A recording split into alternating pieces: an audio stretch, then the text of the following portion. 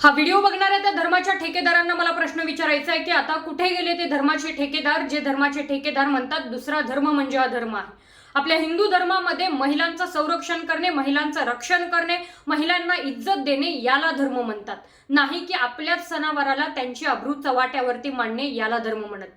मुळात जे धर्माचे ठेकेदार प्रत्येक शब्दामध्ये अकाउंट तांडव करून बोलतात ना, त्या धर्माच्या ठेकेदारांना त्यावेळी हे आठवलं नाही का जेव्हा भर चौकामध्ये त्या महिलांची अब्रू होळी दिवशी विशीला टांगली जात होती।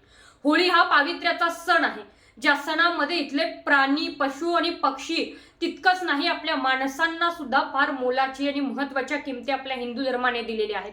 आणि याच वेळी एका पशुच्या तोंडामध्ये दारू ओतली जाते, ही धर्माची बाब आहे का? याला धर्म म्हणतात का?